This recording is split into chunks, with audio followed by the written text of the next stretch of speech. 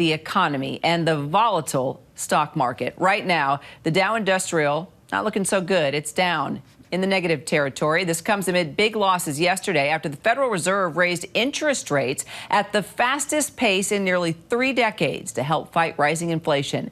Joining us on this Friday for more, ABC News economic correspondent Deidre Bolton. So, Deidre, this is the worst week for stocks since March 2020, the start of the pandemic. The S&P 500 officially in a bear market. The other averages aren't doing much better. So what's your read on the market right now? Kira, it's going to be choppy, let's just say, for the next 12 to 18 months. Investors have reason to be concerned, all topics that we have discussed. So inflation on non-discretionary goods, everything that we care about, groceries, rent, filling up at the pump, all of these prices so high, Americans are getting squeezed. There is the war in Ukraine. There is a question of how the Fed is going to interpret all of this data. We saw this huge price hike, right? This huge interest rate hike earlier this week. And statistically, we have to point out, it's been pretty hard for the Fed to engineer what economists call a soft landing, which is basically to tame inflation without pushing into recession. In the modern era, it's happened once, if you want to go back to Greenspan's Fed in 1994. So there are a lot of worries in corporate America and, of course, citizens as well. Will the Fed's interest rate increases tip us into a recession? All of these worries, all of these anxieties are exactly what you are seeing play out in the stock market, Kira. Yeah, and then you've got the oil prices, right, at the lowest level since May 25th, but the price of gas isn't budging. Why is that? There are a lot of dynamics, what goes into the price of gasoline. There's federal tax, of course, there are state taxes, but there's also just a markets mechanics piece. So at the end of today, let's just say, for example, you're going to have stations, the ones where they buy fuels, go to what industry insiders call the racks. And the stations are going to buy at adjusted lower prices based on what the markets do today. But there is a slower trickle down kind of feeling. Not every station, first of all, needs to refuel right away.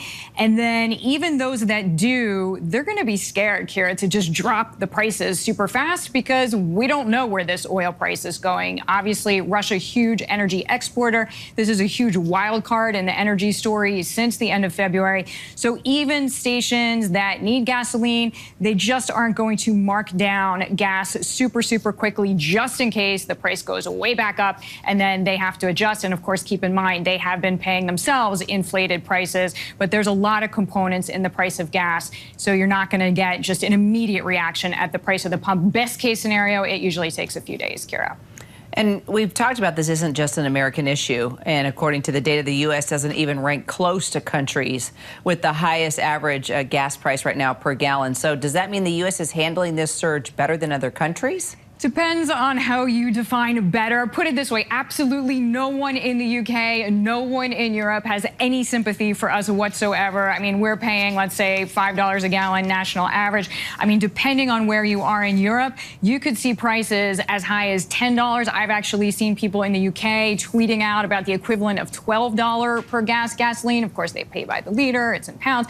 But in any case, they have much heavier taxes than we do as part of their gas price components, so they have always paid more. They probably always will pay more. That said, for people here, $5 a gallon national average certainly hurts. And as we know, for people who have to drive to go to work, it begins to put an equation in their heads to what extent is it worth it for me to even go to my job. I mean, I've spoken with a lot of summer workers who have actually asked their bosses to put them on longer days, but fewer days, so that they only have to take their car out, well, a few less times per week, Kira.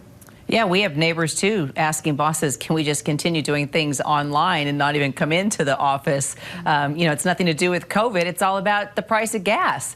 And, you know, we've seen big layoffs also in the first half of the year amid the recession fears, but there's still plenty of job openings, right? So let's just talk about the state of the job market right now. The state of the job market is really solid. I mean, if you look at the last unemployment print that we got, 3.6%, that was the third straight month. This is pretty close to the pre-pandemic low. So this is really healthy. 390,000 jobs were added to the U.S. economy in May. I mean, this looks great. It feels great. The trick is going forward.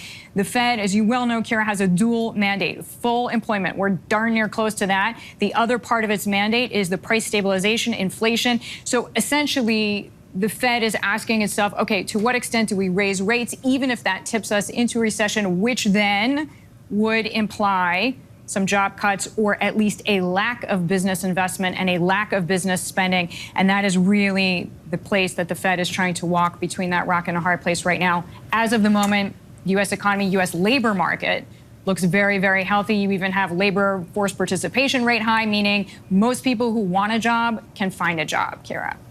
All right, well, that's some good news. Deidre, thank you so much. Sure. Hi, everyone. George Stephanopoulos here. Thanks for checking out the ABC News YouTube channel. If you'd like to get more videos, show highlights, and watch live event coverage, click on the right over here to subscribe to our channel. And don't forget to download the ABC News app for breaking news alerts. Thanks for watching.